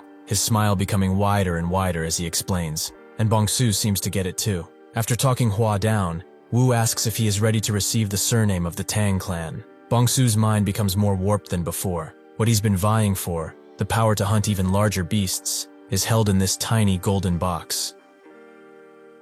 Wu thinks that in the Murim, there are many terms for those born with exceptional aptitude for martial arts. Things like the heavenly meridian body, the 9th grade sacred bone, and the cosmic sacred bone. They are all hailed as rare talents, and said to appear only once in 1,000 or even 10,000 years. Rare talents, if one is simply born with them, are enough to leave a mark on the entire history of the Murim. However, the greatest aptitude among them is something he picked up for free, a talent that only appears once in 10 years, perhaps 10,000 years, but it doesn't even matter now. The brat he just grabbed possesses a body born for the first time in the history of the Murim, a body with absolutely no meridians. At first glance, he thought he was just an ordinary body that had never learned martial arts. However, his body actually lacked the acupoints and pathways that every human should have. There is nothing there. Nothing exists, as if he's not even human. However, having no path means whatever is made becomes the path. If he is raised properly, he might be able to restore the 10,000 flower rain, which has only survived in form for the last few hundred years. If that were to happen, the powers of the Murim will bow their heads before the name of the great Tang family, and their future will be secured for generations to come. Wu asks Bong-su again, does he intend to accept the surname of the Tang family? Bong-su just nods, and Wu is very pleased. He knows that he has not yet fully become a member of the Tang family, so he must go to the Tang family and prove before the elders and the family head that he is worthy of that surname. He may die in the process. He won't lie to him, but will he still do it? Seeing that deadly stalker look in his eyes, Wu knows he agrees. Now he will perform the Great Reformation ritual on him. He tells Hua to keep guard and goes behind Bong-su, raising all of the acupuncture needles in the air using his energy right below Bong-su. With that, he begins putting the first needle right in the middle of his head. Bong-su is amused. Previously, they thought that he could not hear them because they used sound transmission, but he knows how to read lips. To think the skill he learned to hunt prey in the past would have been so useful here. He heard about the body of no meridians, but how could he have something like that? The status window in the system, visible only to him surely. Because of that, he ended up with a strange body that is neither human nor character. If that's the case, he just needs to act the part. For now. Eventually, Wu feels all of his acupuncture points, making him look like a porcupine. He thinks that this is a body that will never be seen again in this world. Even though these are temporarily created acupoints, There is no blockage in the flow of qi and blood. In fact, his ki flows several times faster than that of ordinary martial artists. This is truly a great talent for the ages. However, he will need a contingency. He suddenly pulls out a box, and from within, a goo made from thousands of other goos. He picks it up gently on a stick, and thinks that he cannot let others steal this precious body. He will insert this goo to prepare for any contingencies. This little worm has one job. If he cannot possess Bong-su, then he will tear him into shreds so that nobody else can either. With that, he begins removing the acupuncture needles from Bong-su until daylight rises. After the ritual is over, Wu explains that from now on, he is not of the Danri family, but a member of the Tang clan, the greatest family in Sichuan. His name will no longer be that of a horse handler. He is now Tang Sam. He shall name him as such. Bong-su acts normally, bowing his head, but as he says yes, a wicked grin permeates his mouth. Hua, who has fallen asleep at the door, doesn't even notice as Sam walks out. He makes a bit of distance from the room he was in, and then, using his inventory, gets the insect planted into him, right into his palm, and crushes it, leaving him with a wicked grin. The mute Sosam of the Danri family is now gone. Sam of the Sichuan family now lives with this. He will ascend to even higher planes. On a night with a full moon, a certain branch leader is having some fun with a woman, seemingly ignorant to the fact that there is an assassin right on top of them waiting to strike. The woman notices, however, and tells him as such, so the man gets out of the way before he can get attacked, leaving the woman to die. He can't believe this. This cannot be. Blood got on his silk robes from the west. This is the worst day ever. Does he have any idea how expensive these are? He is mad now and demands to know who the assassin is, but he says nothing. After all, he is no longer a man, just a weapon to be used. The assassin then uses a technique and crashes it over the branch leader. Suddenly, the branch leader pulls out one of his blades and crashes it into the assassin's attack. This makes his eyes widen, however, as unfortunately, he is weak as hell. He pushes the assassin away before spinning into him and slashing again and again. The assassin does manage to get out of the way of the blast, but the branch leader then unleashes 1,000 attacks at once, all flying through the air. The assassin, however, just concentrates his chi into his blade, and then begins whipping the flying attacks away from him, creating a permanent shield. The branch leader recognizes this technique as the ink light killing sword. He asks Mad Cloud if it's really been 10 years. The assassin, Mad Cloud, explains that it's been 9 years and 191 days actually. The branch leader laughs and sits down, noting that he definitely is Mad Cloud, seeing as he remembers such trivial things. What brings the 18th Cloud all the way here in person? Mad Cloud tells Ash Shadow that orders have come from higher up. The first stratagem has been crafted and is ready to be deployed. Hearing this, Ash basically quivers in anticipation and is very glad they are finally doing it. What about Shifting Shadow though? Mad Cloud explains that the 15th of this month is Shifting Shadow's wedding day, so they will do it in the Namgung clan. Ash is confused, waiting, but wait, is that a bastard really there? Getting married? And then what's the scope of this? Mad Cloud just nods knowingly, and as Ash taps his fingers again and again, he explains that everyone except Shifting Shadow and High. Ash continues tapping his finger on his armchair, and explains that the soul-chasing poison hand will arrive in Anhui soon. Their forces will not be enough. Mad Cloud says that the 5 shadows will go. If that is the case, well, it should be enough, right? Mad Cloud turns to leave, having delivered his orders, but Ash stops him as he asks what Shifting Shadow's name was again. Mad Cloud just glares at him before disappearing entirely, making Ash think that he is as unlikable as ever. He really is jealous though. He thought shadows would live alone forever, but Shifting Shadow became a hero of the Orthodox faction, and even got the first beauty of Anhui as a bride, while he is rotting away in this damn gloomy place. He gets out into the hall, and with a snap of his fingers, summons one of his aides. He tells him to clean the room, and get rid of the filth on the bed too. Additionally, he will kill all the guards who are on duty today. The man simply accepts, and disappears once again. The branch leader looks on at his pavilion, which is the heavenly demon divine. He is the branch leader, the naked silver demon Paga Hyul. His expression is bored, like he is waiting for something, but suddenly he smiles, as now it really will begin, and there will be tons of fun to be had. Eventually, Wu's group and everyone else arrive at Anhui, with Wu surprised that they have arrived sooner than expected. Bong-su is glad that he is finally at the place where the Namgung clan reigns as masters, Anhui, much larger than he expected. Naturally, festivities are happening all around Anhui, and some beggars are at the doorstep of a pavilion begging for at least a lump of rice to share. The guard immediately tells them off, saying, Do they have any idea what they're asking for? They should get lost before he has to deal with them. The beggars keep begging, noting that even just leftovers are good, but the guard just kicks them away. Suddenly, the young master arrives and asks what this commotion is. The guard tells him it's nothing to be worried about. Some beggars are at their doorstep, making the festivity look bad. After seeing him, the people around begin to talk. That is the star of this banquet, Duheo. He is very tall and handsome, just like the rumors, and besides that, he gives the beggars a hand, surprising even them. He tells the guard to share some food with these people as well. There is still some time left before the wedding, so there must be leftover food, and quite a large number at that. With that, he leaves, and the people keep talking. He is a rising star. That is a different breed indeed, to have such character along with his martial arts.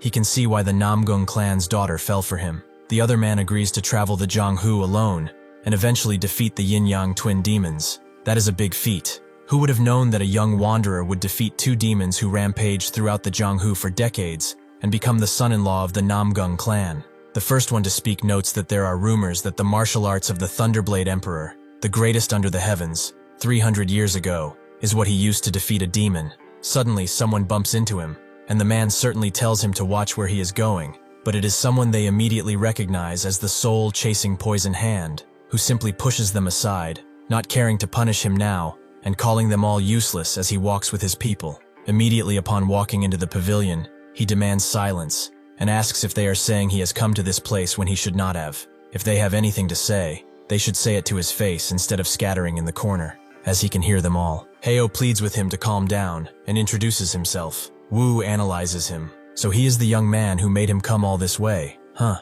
he is excellent. Rather excellent, but that is all. It would have been best if they met a while ago, but seeing him today is quite disappointing. Heo doesn't really know what he means, and Wu just walks past him, asking if Byok is inside. Heo confirms that the clan head is waiting inside, but wait, he will guide him to the king's hall. As they both enter, Bongsu just stares at them, but not really at them, as the system has announced that an enemy with a level difference of more than 10 levels has approached within 20 meters. There is a subtle gap between this Heo person and Wu, not to mention he is moving at a constant, steady pace without even stopping. If so, it means that this new high-level enemy is actually this guy. He analyzes him closely, thinking that every human has left-to-right asymmetry, face, length of limbs, height of shoulders, things like that. However, that guy is perfect, far too perfect. He is of the same species as him. He is hiding his body in a form different from his own. He is another predator. They all make their way to the Namgung clan king's hall, and Wu sees the swords of the past clan heads.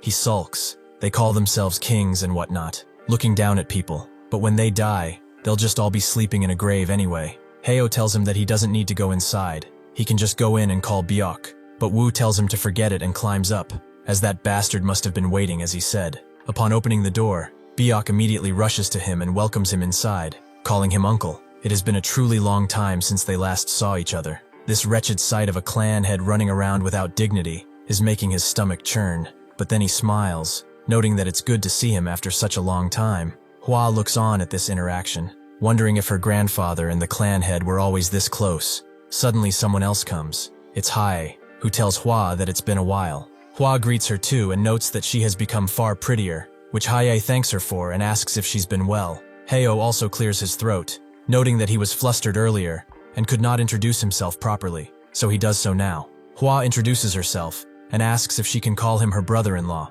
Hai immediately becomes flustered, but Heo just laughs, finding it rather amusing. Hua pushes further, noting that she never knew a shy person like Hai would get married before she does. As Hai recovers from the teasing, she suddenly spots Bongsu's figure at the door and asks who that person is. Before Hua can introduce him, Bongsu introduces himself as Tang Sam. Immediately, Heo goes to him and offers him a handshake, noting that it's nice to meet him. Bongsu knows what this is. It's either a complete feint of action or a test to see if he is a predator like he is. Bongsu takes his hand with a smile and shakes it sternly. After that, Heo suggests that tonight, since he was planning to go on a night outing to the Soho Lake with Hai, how about they all go together? Of course, that includes Sam as well, if he would want to come, of course. Sure enough, they all go to the lake at night, and Hua finds it beautiful, as the flowers color the water beautifully. Heo agrees this lake is famous for its breathtaking views. After all, the night view is especially stunning out of all of them. Hai thinks it's beautiful too, and Heo notes that, while the ladies are talking among themselves, Why don't the men share a drink together? He'll fetch some good wine. With that, they go to a more secluded space. Bong-su thinks that, on the surface, Heo is the man who'll become the son-in-law of the Namgung clan, a good soul at heart. He's definitely a predator in disguise. A person of that caliber could surely plot something quite substantial. But when and why? He feels like he's unwillingly been caught in a massive unseen scheme. Suddenly, the system warns him that an enemy of over 10 levels is within 10 to 20 meters, but it's not Heo. The ship's length, after all, is 25 meters, and the height is around 5 meters. Then the enemy is right on the lower deck, as Heo comes with the wine, apologizing for taking so long since it was in a weird spot. Bong-su thinks that there's a new enemy aside from Heo, and they are in this very boat. Heo arrives with a drink next to him, noting that this is gumaju. It's a bit strong, but it's a very precious wine. He is offering this especially to him. Before Bong-su can drink from it, though, he explains that his stomach has been feeling unwell for a while, so may he be excused for a moment. Heo agrees, laughing, and tells him to ask the boatman where he needs to go, but gives him one long side look before leaving. Bong-su goes into the boat and counts the steps he has to take for the new enemy to be right below him. The distance to the enemy has definitely increased, but it's actually closing in again. It's not just 1, 2, or even 3. It's actually 4, including Heo. That's 5. There are currently 5 enemies on this ship who are over 10 levels higher than him. He steps outside, looking on, and thinks that if their goal was something like kidnapping Hai, they would have definitely done so already. Since that cannot be the case, it's highly likely that their target is actually the Namgung clan itself. He also does not know how large the gap between him and these enemies is. For 4 such people to secretly infiltrate the Namgung clan, it means that they are probably already overthrowing it as they speak. He is basically caught in between a rock and a hard place. By his side is Tang Wu, and ahead of him are the enemies of the Namgung clan. A truly nice dilemma which he will take joy in unraveling. As the boats keep flowing to the water, a few guards made their patrols, but one soldier asks their squad leader if they really have to do this. Isn't going all the way to the waterway a bit much? The squad leader grabs his head and asks how he dares to talk back to him. Is it that hard to just follow the waterway, check it, and then come back? The guard knows that he just finds it pointless, but the squad leader tells him to stop thinking. The wedding is coming soon. It would not be strange to check 2 or 3 times over, so they should go before he smashes their head in. As these men go inside, the squad leader calls them a bunch of slackers and waits outside. A true man should be on the battlefield, swinging as he cuts down his enemies' heads, but he has been given this squad leader position, which is extremely boring. If only some enemies showed up, it would be a lot more entertaining. As the 2 guards go in, one of them notes that the other guys are all eating well and drinking, but they are forced to go through these gutters like rats. He turns to ask the youngest guard what he thinks, but that's when Bong-su appears behind him and blows out his candle. Using the darkness, Bong-su immediately cuts one of them, cuts the youngest up using a meticulous strike, before rushing in. The only thing that can be seen or heard is him dashing through the water before he kills the other guard too, making 3 victims in the span of a few seconds. After a while, the squad leader gets bored, thinking that these guys are taking too long. Perhaps they are slacking off again. He grabs a torch too and goes inside, thinking that he will beat the daylights out of them if they are slacking. As he walks to the waterway though, he spots a floating arm and immediately recoils. He screams out for the others, calling for them, and reluctantly makes his way further inside, where he is met with a horrifying sight. All 3 people that he sent in, the guards, were really young and had their whole lives ahead of them. They are now strung up like puppets and made into an example of horror. Bong-su wonders where that hand went, since he needed it for the aesthetic, but then he notices the team leader and realizes he was just missing an arm. He will not throw away this opportunity either. Surprisingly, the team leader immediately jumps at Bong-su, seemingly not afraid of what he did, only furious. He unleashes a barrage of strikes that Bong-su is forced to block, as this guy is much stronger than he ever anticipated. After another clash, they break apart, splashing at their feet. As the team leader recognizes him, he is the guy who showed up with a soul-chasing poison hand, isn't he? He came here as a guest, so why in the 7 hells is he doing something like this? Bong-su doesn't respond at first and then says, "It's for the sake of the Namgung clan, of course." The team leader doesn't believe a word of it. He tore away his warriors and skewered them like animals, and he calls that doing it for the Namgung clan. He shouldn't even think of dying a painless death. He will make sure he suffers. He begins using the Heavenly Wind Sword Arts, first form, and in turn, Bong-su activates the 3 Calamities Sword Arts, second form. With that, they charge at each other, creating a brilliant cascade of light that makes the water at their feet surge around from the sheer force. After this powerful double attack, they break apart again, and the team leader unleashes a bunch of ranged strikes, which flurry around Bong-su, hitting him not gravely, but enough to push him back and diminish his HP greatly. With this opportunity, the team leader charges in once again, and manages to cut off a few of Bong-su's fingers. He laughs maniacally, wondering what he is going to do now without his blade. Suddenly though, another blade appears out of thin air and begins cutting his head off before the team leader dodges the strike with a millisecond to spare. He stumbles back into the dark corridor, wondering what the hell just happened. He clearly saw him drop his blade, so when did he get another one? If he had been a millisecond slower, his face would have been torn off now.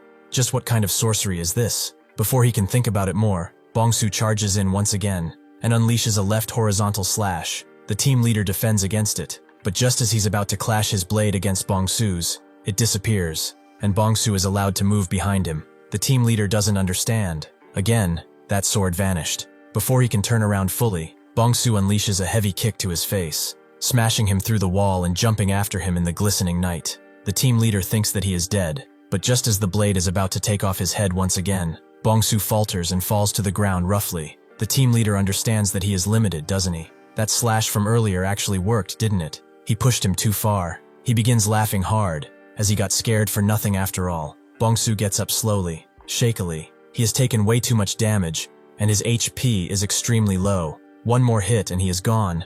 However, his XP bar is almost full. If that is the case, there is definitely a way for him to get out of this. He charges in at the team leader once again, who thinks that he must have a death wish or something, and unleashes the Heavenly Wind Sword Art's final form, the Heavenly Wind splitting the sky. He unleashes a bunch of calculated, methodical strikes that barrage Bong-su, noting that he must be trying to take him down with him, but he won't have a single chance. Indeed, Bong-su is going for the kill, but before he can, the strikes converge on him, taking off both his hands and a leg, allowing the team leader to move in, and roughly smash his head into the ground with his foot. He twirls the blade in his hand, calling him an absolute buffoon. Did he truly think he could take on the great Gosangong? Since he wished for it so much, he will grant him the mercy of death. However, his eyes widen as he sees Bong-su smiling and a blue light coming out of his mouth, the same light that appeared when he summoned his blade. The team leader realizes that he screwed up, but it's too late. Bong-su summons the sword from his inventory, which heals itself inside the team leader's head,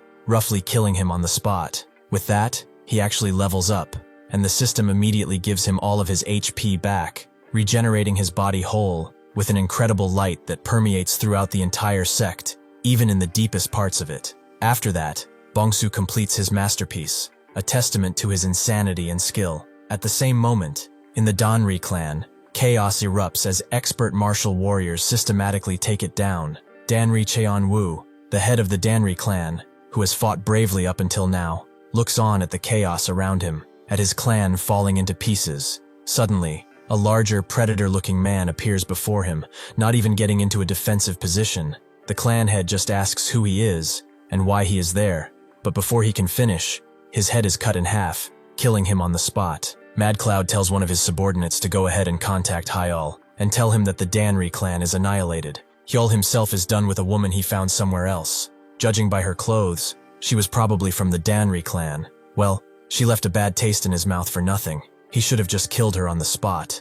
A messenger appears before him, and he understands it's over already. That Mad Cloud sure knows how not to have fun. However, the Namgung clan is weird. That light is not something they anticipated. There is no way Byun-yong would send a signal this loud and flashy. Could the Namgung clan have found out about their plan somehow? He tells the messenger to block all the roads leading to Anhui immediately, and then commence on the first stratagem. Eventually, the guards find Bong-su's art piece, which reads as follows: "When the moon is full, the emperor will fall, and he who walks slowly shall become king." Bayok is there too, and he looks at it sternly. He does not know who would do such a thing, but one thing is certain: someone is targeting the Namgung clan. The wedding is fast approaching. They will increase the number of guards and make them take double patrols. If they spot anyone suspicious, they will report it to him immediately. As he walks away, he begins to decipher the contents of this cryptic message. Emperor refers to their clan, and when the moon is full, likely refers to the wedding taking place on the night of that full moon. But who exactly is he who walks slowly? His face becomes full of indignation and a keen sense of fear as he wonders what on earth is happening to their clan. The next morning, This is a very volatile topic among the clan elders. One of them screams as he smashes his fist into the table, noting that he's been saying this all along, but this is clearly a setup. This is Nam Gung Jun, leader of the Azure Sky Sword Unit. It has not even been a year since Heo joined this clan. How can they suspect the man who is to become their son-in-law based on some bizarre and macabre writing? The entire Murim will laugh at this clan if they continue to think like that. After a bit of silence, Namgung Yin, leader of the Boundless Sword Unit, tells him that his opinion differs from that of the leader of the Azure Sky Sword Unit. They must focus on the 8 characters left by the intruder. Anyone can see that the characters for walking slowly point to the name Heo. It is clear even to a child. Jung demands to know what he just said, but Yin continues. The intruder secretly infiltrated the great Namgung clan and killed their warriors in plain sight, leaving behind a message with an undeniable meaning. This means the intruder's goal wasn't just to infiltrate the clan, nor to kill someone or spy on them. Did they not all see that flash of light last night? That almost encompassed the entire clan. They sent a blindingly strong signal, as if to show off, and then vanished like a ghost. Jung doesn't understand him, so he is saying they should arrest Heo over a frame-up by an intruder that is not even confirmed yet. That would smear the prestige of their clan for good. What if this is a setup? Huh? What then? How is he supposed to show his face in public after something like this? Bayok tells them that's enough. Both of them are right. The leader of the Azure Sky Sword Unit said the intruder is suspicious, and the leader of the Boundless Sword Unit said they cannot simply ignore even the least possibility of something like this happening. Is that not why the Heavenly Standard Unit leader and the Heavenly Wind leader are out investigating right now? Jung calms his rage and confirms that the Heavenly Thunder Unit has already gone scouting towards Hefei. If some person or faction is plotting against their clan on the night of the full moon, there should be at least some movement by now. As they wait in silence, not really needing to say more, suddenly someone barges in, noting that he has an urgent report. This is Nam Gung Hu, the Heavenly Thunder Unit leader. They all get up, wondering what happened, and he immediately moves towards Bayok, bowing down and exclaiming that out of the Heavenly Standard Unit members who went scouting, none of them have returned to the clan. Jung screams out, "How did not a single one return?" Hu explains that they were supposed to return within 2 hours, but not a single one has come back yet. Bayok puts a stern yet comforting hand on his shoulder as he asks what he thinks happened, and he looks completely defeated and lowers his gaze in shame, exclaiming that the Namgung clan seems to be entirely surrounded by enemies. This revelation hits them all like a truck, and Jung stomps over asking, "What? And by whom?" However, Bayok was foreseeing this. The 18 water channels of the Yangtze River are probably being used, but now they have a treaty with them, and they are a naval force that cannot move inland. Then Hu's report says the inland direction toward Hefei is surrounded. Jung screams, demanding to know what faction in Anhui has the power to surround their entire clan. Does an organization with that kind of power even exist in the first place? It makes no sense. Yin, however, his face filled with despair, says no, there is one place, just one, in all of the Murim that has the power to surround their clan, the Heavenly Demon Castle. Somewhere nearby, Bongsu recites the message he sent. When the moon is full, the emperor will fall, and he who walks slowly shall become king. He repeats it again, with a hint of genuine amusement on his features. The next morning, Bongsu meditates, concentrating his pathways and reliving the fight from yesterday. He can see it perfectly and clearly, allowing him to dodge the strike that made him lose so much HP in the first place. Even this was close. If the team leader had executed the Heavenly Windsword forms at that exact moment, he would have been completely defeated, with no way of getting out of it. Martial arts are far more powerful than any ability in the game, it seems. If he wishes to grow stronger than this, then he must master them so that he could be the one to unleash them towards the enemy, and he would be the one who always comes out on top.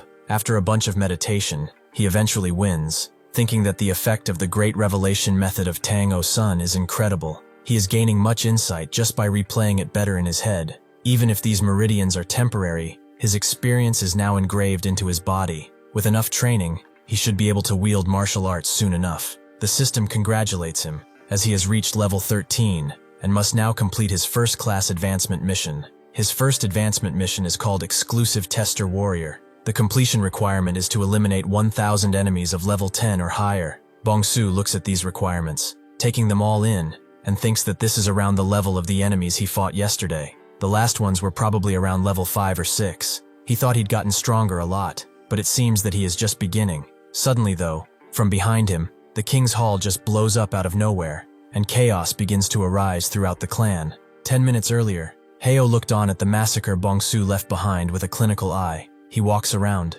thinking that everything has become complicated after that flare went up last night. Security tightened a lot, and the number of guards increased as a result. He must inform the shadows at once. However, the leader of the Boundless Sword Squad immediately stopped him, asking where he was rushing off to. Heo is surprised to see him out at such an hour, but just bows down, and knows that he heard there was a strange light nearby earlier, so he came to check it out. Yin, not being able to hide his indignation, asks what he found. Was it truly an intruder signal? Heo can see that the martial warriors behind him are already with their hands on their blades, ready to strike. He takes his silence as an answer too. He has nothing to say because he found nothing.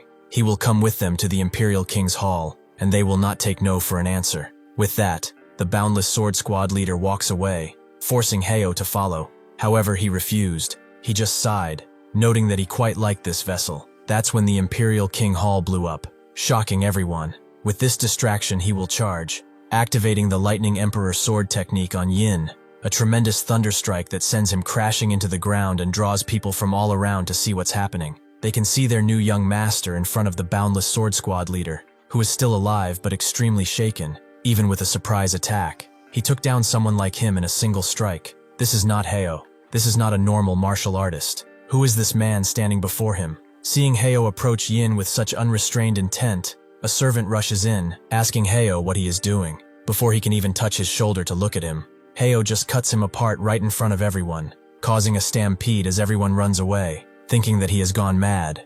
Yin wonders who in the hell is this guy. The man wearing Heo's body refuses to tell him, as he will die anyway. There is no need for dead men to tell tales. He rushes in with an incredible strike that is faster than even lightning, but before it can eradicate Yin, Wu appears, sitting on his arm, already penetrating one of his acupuncture points, demanding to know what he thinks he is doing. Heo tries to strike back with sheer power, but Wu meets it in kind. Bongsu watches from a slight distance. He has seen this exchange since the beginning, and as expected, Wu intervened. He begins pushing the needle further into his hand, making Heo recoil with power, as the poison slowly begins to seep inside of him, and forcing Heo to unleash all his martial prowess to defend against it. Wu takes out his needle from his hand, and Yin thanks him for saving his life. Wu just notes that the Murim really has grown into a cold place. To think that a son-in-law would strike his in-laws in the back like this. Heo just laughs, taking off the upper part of his clothes, and asks if not everyone is a scoundrel like that. As another explosion occurs behind him, Wu explains that he has never been one to use many words before acting, but he'd better confess his true identity and what is going on while he's still being civil, because he can be much less civil. Heo sees what he's doing. This is the secret butterfly internal art he has heard so much about, huh? He'd like to fight him right now. However, he might not have the time. Bongsu can see it too. This guy is planning to run.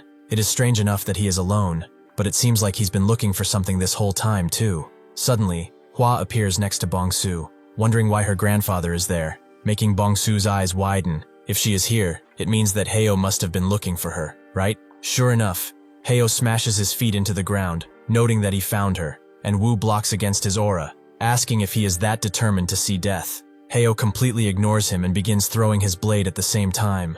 Bongsu rushes towards Hua, and Wu unleashes the full brunt of his might, sending the needles flying towards Heo. Wu did not expect him to throw his sword mid-battle, but then he sees who it was thrown at, his own granddaughter. He screams out for her, telling her to get out of the way, but before she can even think of doing so, Bongsu rushes in, shielding her from the strike, which hits like a nuke, creating a gigantic crater where it hit. Wu rushes in, extremely worried, but his eyes widen as he sees Bongsu carrying Hua. It seems that he saved her. Bongsu gently hands her over, and Wu's hardened expression falters into that of a caring grandfather, thanking him for what he did. Above, Heo just laughs, as this is a rather lovely reunion. He should have brought something to drink while watching such a drama. Bongsu recognizes that he is strong enough to compete even with Wu. This guy is a true master. Heo notes that he would love to stay around here and chat, but they will meet again very soon, so he should wait for him then. Just as he is about to leave, a wave of recognition passes over him, and he looks at Bongsu, who can barely hide the glee on his face. Now Heo understands. He was the one, wasn't he? The person behind the pillar of light, and the one foiling his plans. He mimics his manic grin as he realizes that it was all his doing. He notes that they should meet again soon, and runs off. Wu would like to chase after him and end his life, but Hua takes precedence, so he stops himself and curses, as they've been completely and utterly had. That evening, Biok sits in the king's hall, noting that only 4 people reduced them to this. A wave of regret washes over him as he realizes that all of Heo's actions, and even his marriage to Hai, were all planned from the start. All the messenger pigeons they sent to the Murim alliance were killed by falcons too, and now that their clan's defensive 3 emperors 9 kings formation is destroyed, they are like rats in a barrel. Yin arrives and notes that he would like to speak. Currently they have 3 options: run, fight, or send a messenger. Biok tells him to skip to the third, as he knows just as well as he does that the first 2 are an impossibility. Yin agrees, and explains that sending a messenger means having someone report their current situation to the Murim alliance, and waiting for reinforcements. Considering the distance from here to there, it would take less than a week if they traveled at full speed. Biok has thought of that, but who could break through their siege and make it all the way to the alliance? Yin says there is one person, an absolute master with movement arts, capable of breaking through a siege. Biok knows he means Wu, but even for someone like him, breaking through the siege of so many alone would be too much, would it not? Yin swallows his sorrow at what he's about to say, and notes that they will use them, the only ones currently in the clan who are desperate to escape, the hundreds of wedding guests.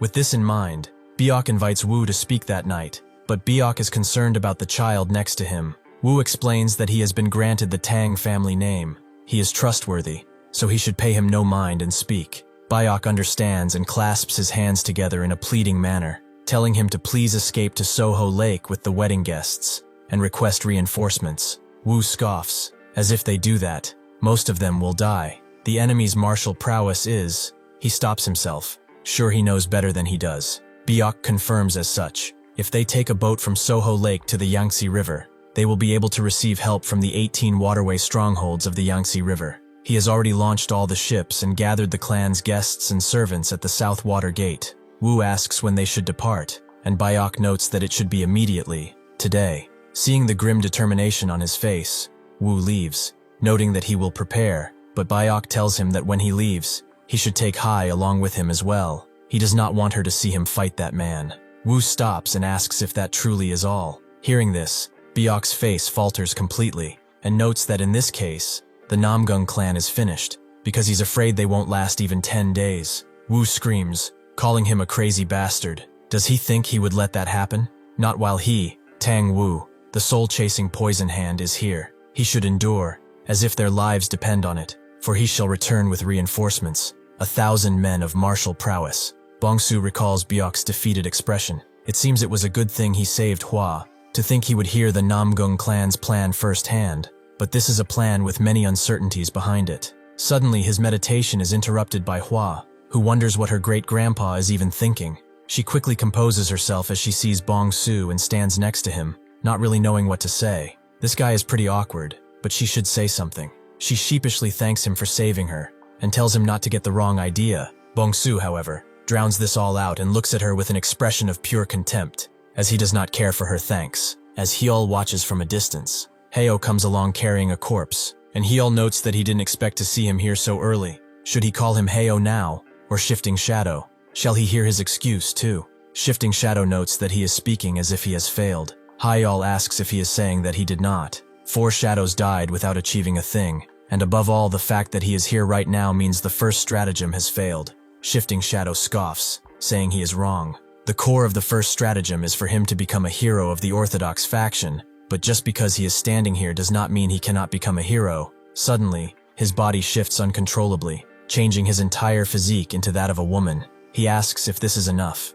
In this form, he doesn't even need someone like Hai. He naturally becomes the successor of Namgung. Heol is impressed. He laughs, calling him a crazy bastard. That's good. That's very good. This changes everything though. She is called the first beauty of Anhui for a reason. Truly beautiful to think he would get aroused despite knowing that he is a man.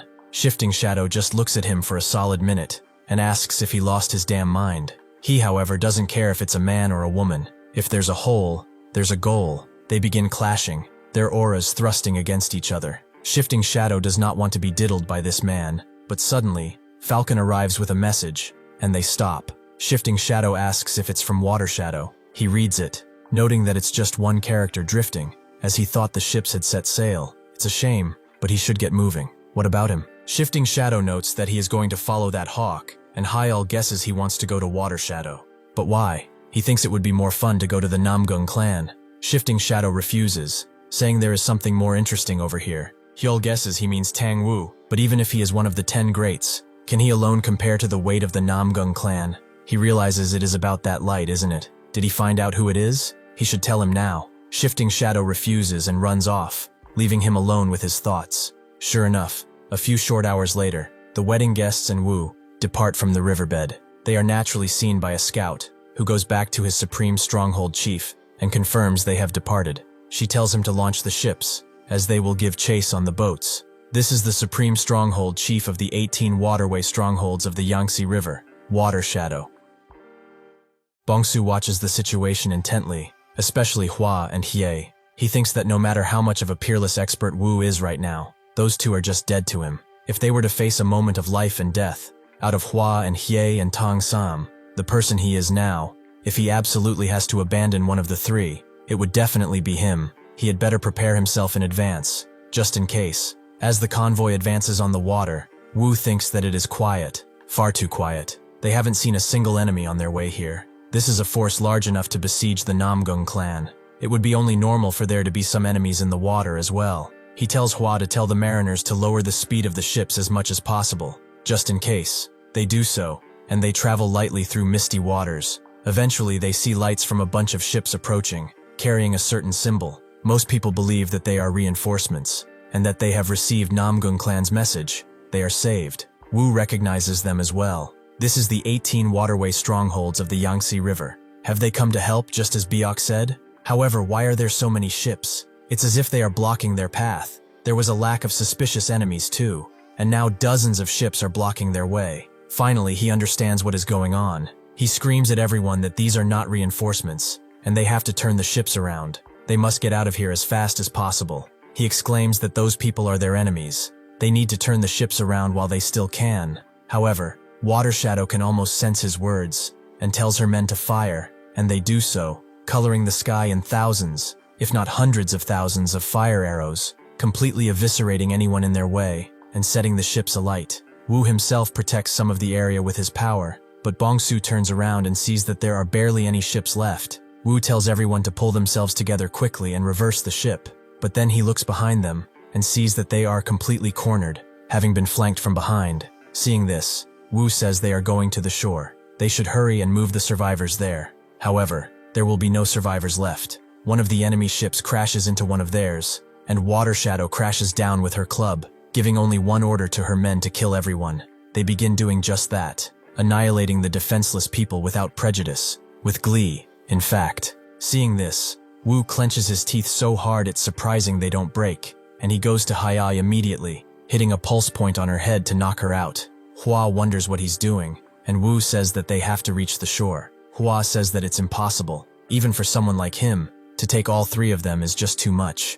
Wu notes that he will only be taking just two, and they both turn to Bongsu. He explains that he was greedy for his talent, which is why he planted the goo inside of him, intending to control him as he pleased, to serve as a cornerstone of the Tang clan. However, it seems that he has really grown old. He has grown attached to a mere doll like him. He will not kill him today, but he won't save him either. With that, he goes to the edge of the boat. Hua would like to say something, would like to help perhaps, but she notes that it's fruitless now. Wu calls Bongsu's name one final time, noting that the Tang clan may not even know of his existence yet, but he, the soul-chasing poison hand, will remember him for all of his life if he does not survive. With that, he jumps away, and reluctantly, Hua follows. Bongsu lies still as the ship he is on continues erupting in flames, but thinks that now, since there are no prying eyes watching him, he shall get started. One of Water Shadow's men rushes in, seeing that he is defenseless, and moves to kill him, but summoning his blade into his hand,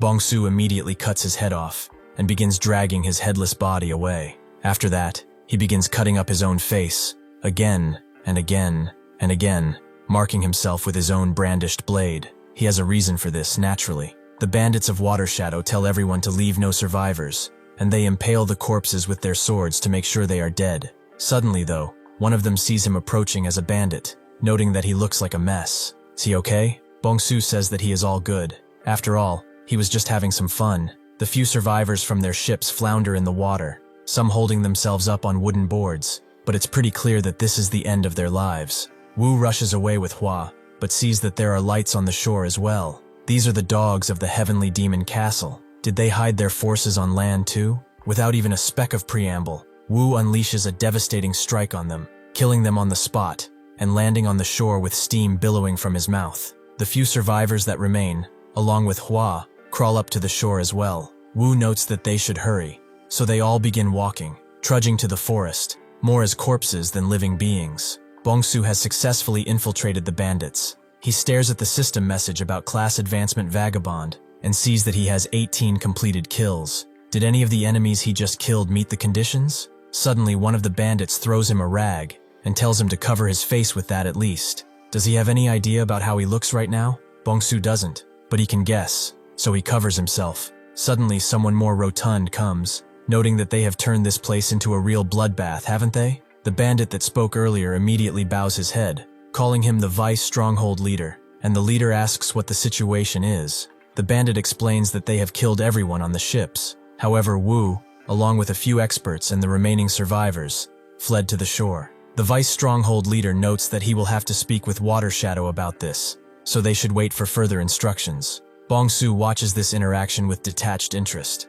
as this will definitely be an interesting situation. Eventually, the Vice leader arrives next to Water Shadow, who notes that he is late, calling him Shifting Shadow. Shifting Shadow did not expect her to know, but she explains that she has received word from Ash Shadow that he'd be coming, and there's that smile of his too. Whether he turns into a man or a woman, that never changes. Shifting Shadow understands he will have to keep that in mind then.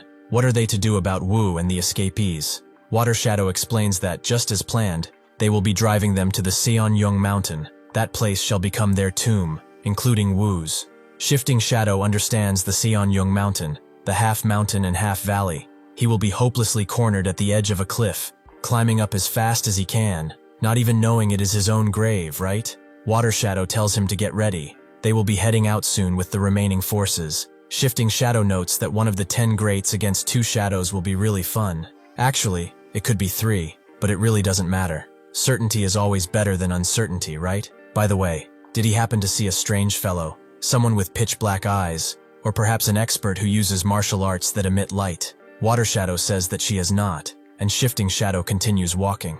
All 4 directions are completely blocked off, yet that guy vanished without a single trace. Well, this is nothing that a simple massacre can't fix, right? Wu retreats into the forest. As expected, they are being constantly harassed by enemy forces, and Wu takes them out expertly, not giving them a moment to react, as his incredible martial arts flows through them like water, leaving nothing behind. After this, he tells them that they will continue moving.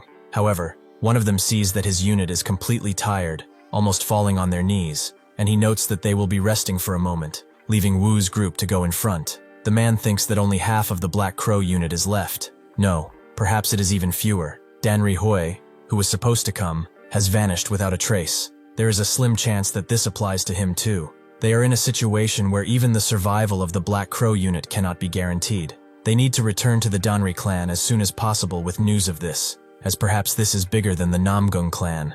Suddenly though, he hears a shift in the bushes, and he immediately tells his unit to arise for battle. They do so, and he demands for the enemy to come out, and they do. It's the bandits from before, all eager to slay their enemies, and among them, naturally, is Bongsu, who is eager to increase his level and continue his path. The bandits rush in, telling each other not to leave a single one alive and to kill them all, and the Black Crow unit moves in as well, as they have to survive and return to the Danri clan.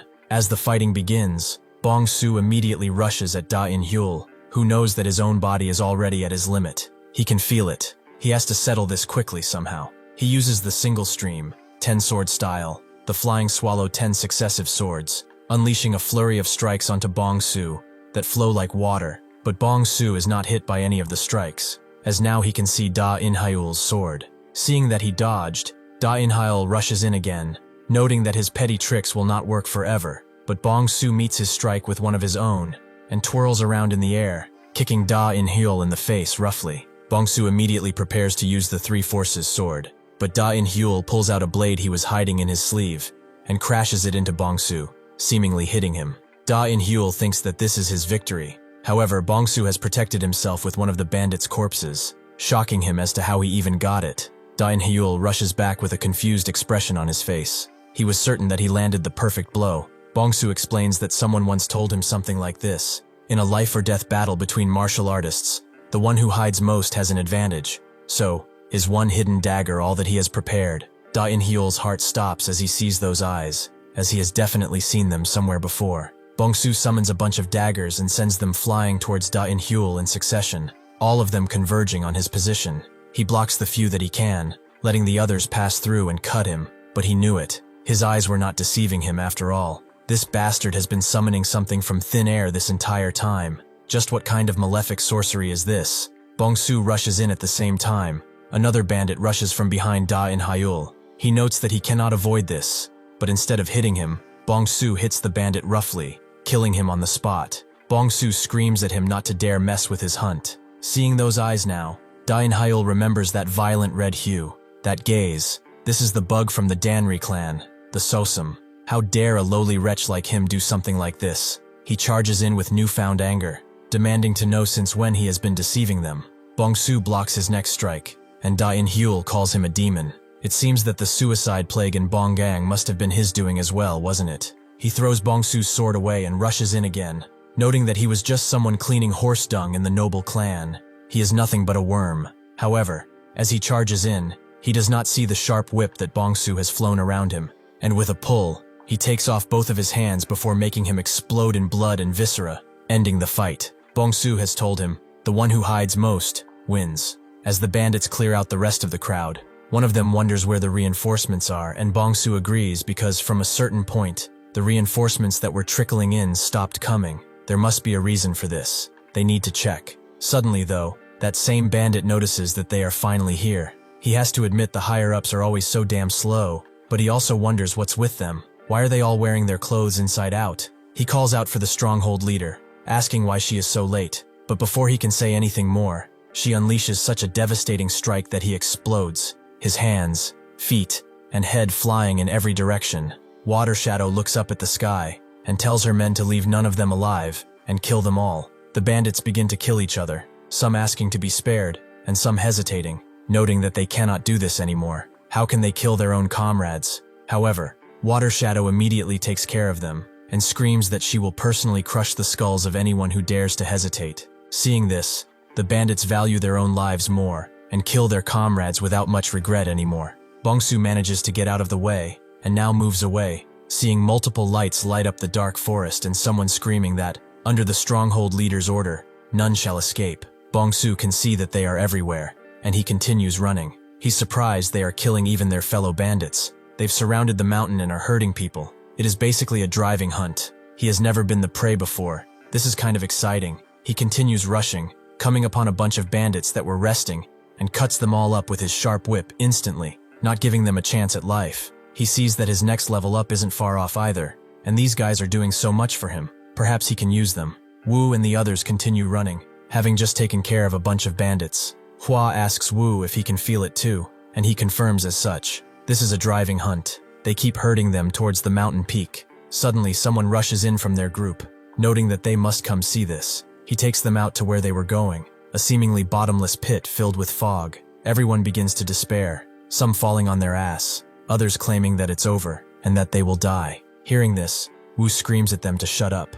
Who says it is over? Even an old man like him has not given up, and they're already giving up their lives like this. They just have to kill every single bastard that comes here. Do they think that they cannot? The men immediately lose their bravado and agree, but suddenly, a bunch more bandits arrive. Everyone gets ready for battle, but one of them explains that they were attacked too. With Bong-soo right behind him, Wu asks what he's talking about, and the bandit explains that they ran away. Those guys the stronghold leader brought attacked them. They were on the same side, so he doesn't know why. Wu wonders if this is an internal conflict. It seems that this is their chance. They need to break through their encirclement and head back right now. Wu tells them to move aside if they don't wish to die. They are heading back down the mountain. Suddenly though, someone calls out, "It's Shifting Shadow," noting that Wu ran really hard, and this is the best he could do. He looks just like a rat in a jar. He is accompanied by Water Shadow, who says nothing. Wu demands to know who the hell he is to be talking like this, and Shifting Shadow changes his face, noting that perhaps Wu recognizes him like this. Wu immediately becomes enraged as he sees Doyak, and Water Shadow tells Shifting Shadow that they do not have time for his little games. They should hurry up and deal with the soul-chasing poison hand. However, Shifting Shadow moves in front of her, noting that Wu is going to die anyway, so they should take their time. Besides, one guy has not arrived yet, and Shifting Shadow has something to ask him. He tells Wu to calm down a bit. He just has one little thing to ask before they clash. That piece of trash he was carrying around. Just where is he right now? Bongsu watches from a distance, wondering why they are even looking for him. Then the reckless move of killing even their own allies was this? No. Perhaps it is only natural, right? Considering the flash of light that night, and his intervention must have completely ruined their plans too. From their perspective, he is someone they absolutely have to hunt down and kill. His heart begins to beat in his chest. A manic sensation spreads through his body, warm like an embrace. Just how delightful is this feeling? Shifting Shadow notes that an expert capable of unleashing a flash of light like that couldn't possibly be dead. He is certain he is somewhere around here, so he screams out, telling him to come out now. He told him before, right, that they would definitely meet again. If he doesn't come out by the count of 3, he is as good as dead. Suddenly though, Bongsu begins killing the rest of the bandits around, and Shifting Shadow guesses that it is him. However, Bongsu has also leveled up, and that gigantic beam of light flows down on him again. Once it's gone, Bongsu is gone as well. Shifting Shadow wonders if he disappeared, but it wasn't that. It was only for a fleeting moment, but he saw a shadow within that light. Then, did he go down the cliff? No. Did he go by himself? But even Wu wouldn't be able to land in one piece if he jumped off the cliff like this. Did he end his own life perhaps? As he continues watching the cliff, wondering what is going on, Haye begins to slowly stir awake. Shifting Shadow scratches the back of his head, noting that he has quite a bad taste in his mouth because of this. It is a shame, but he supposes he will have to settle for them. Hiei slowly gets up, recognizing him as young Master Du, and wonders what the meaning of this is.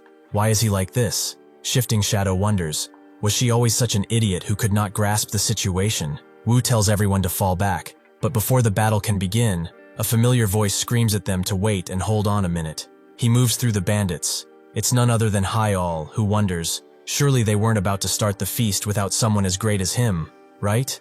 Wu is extremely wary of seeing another one of them, as the ones before were already at the level of their clan's peak realm experts, and now, there's a similar one too. However, Wu sees that Hai-Al has something in his hands that makes his old wise eyes widen.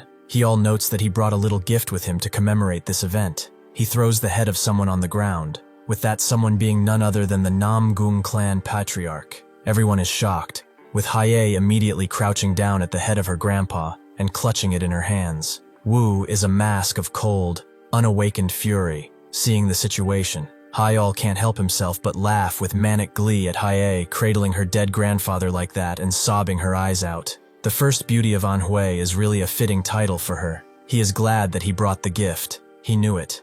A beautiful woman's ruined, crying face is what turns him on the most. As he comes down from his amused state, he sees that his comrades really aren't that impressed, and he wonders why the mood is like this. Why is he the only one laughing?